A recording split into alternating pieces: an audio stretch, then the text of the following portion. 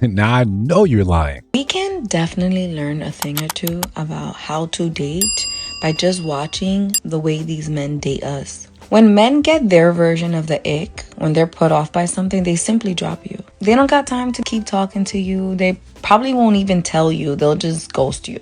That's what they do. Meanwhile, we don't like something about his personal life and we'll say that's something we can work on. That man don't give you no chances. He not working on nothing with you. That man is saying, I don't like this about her.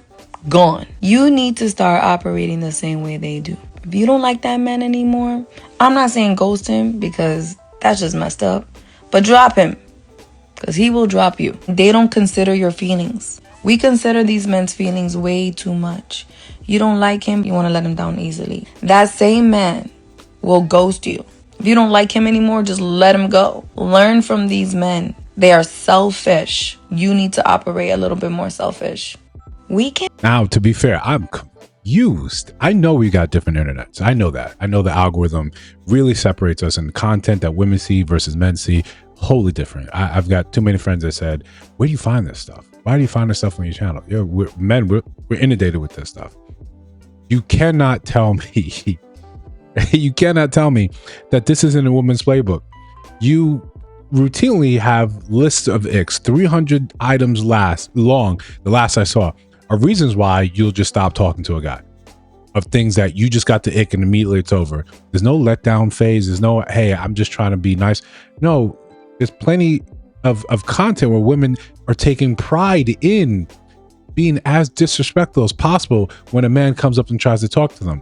When you're just done, you're done.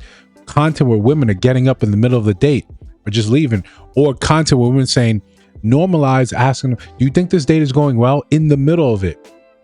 There's so much content put out there telling women, yeah, you can be rude. You don't owe him anything. You don't owe him any type of grace, any type of understanding. Even being nice, that's all optional.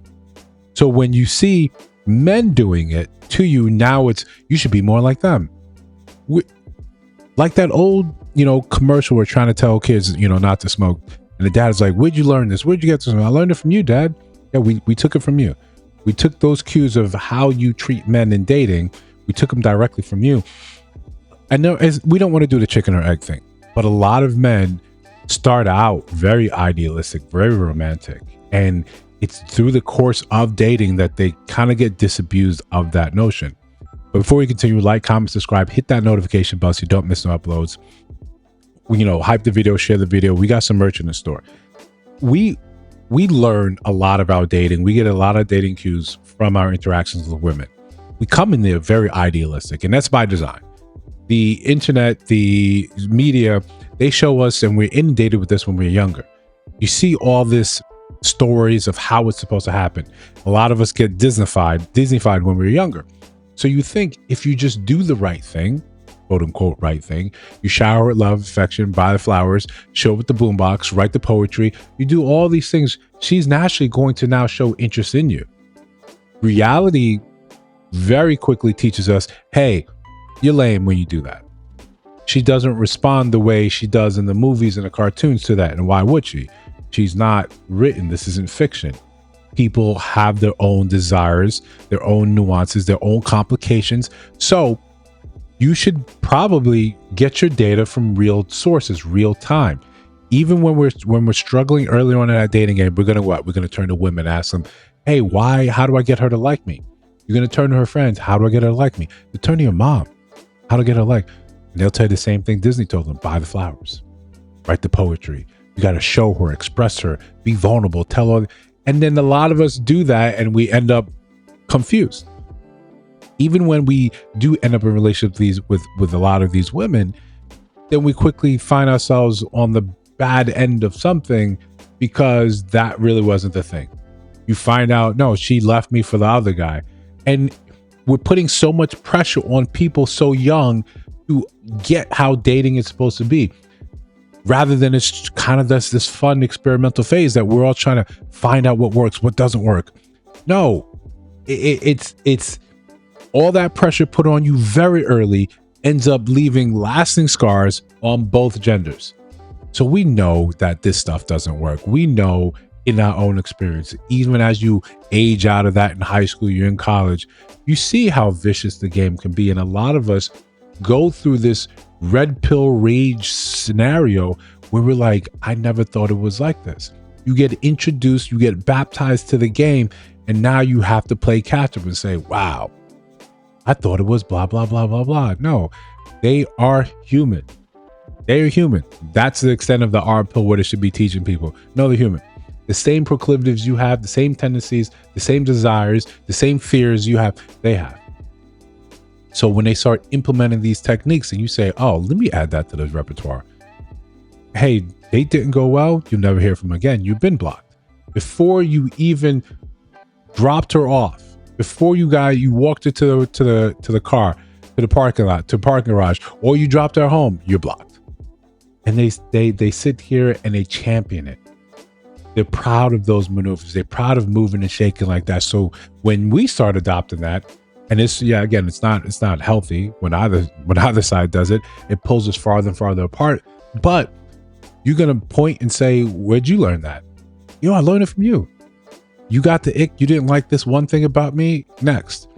You cannot tell me that men that are starved for choice when it comes down the way you look at dating apps, how many men are actually getting matched? How many men were women saying, hey, I'm interested in you, so let's go on this date?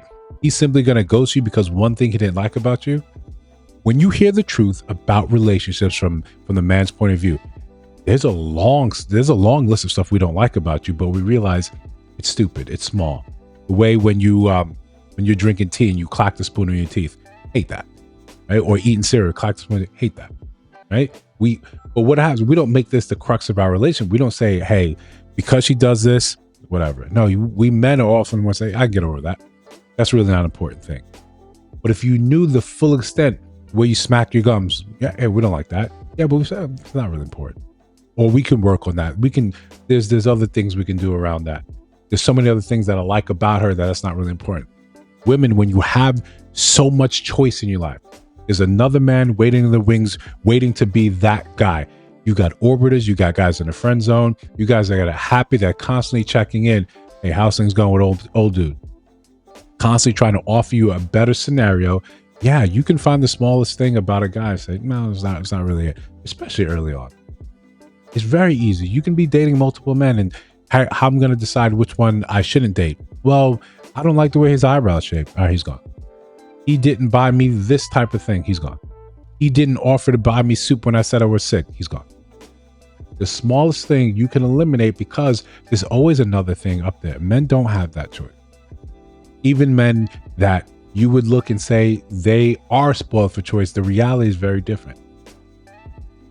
So thinking that it's the men that started this trend of ghosting, of finding some small thing that they don't like and they're just going to up and leave.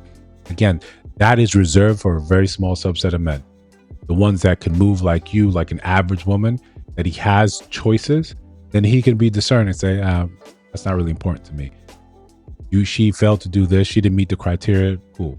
Most men on average, the average man doesn't have that choice. He puts up with a lot of things he doesn't like about his girlfriend, his wife. That's just normal for us. We try to look at the bigger picture. We try to look at the bigger thing and say, there's so many other wonderful things about her. And maybe this is not to say it's an exclusive thing that men do and women don't. But in this dating phase, the way it is in modern dating, yeah, no, we didn't invent that trick. No, that's all you. If you disagree, let me know down in the comments below. Always love to have the conversation. If you see other videos on your screen, take a look at those. Let me know your thoughts about those in those videos. And if you listen to my voice now, you have not subscribed, I think you should. Just trying to build something dope. See you in the next one.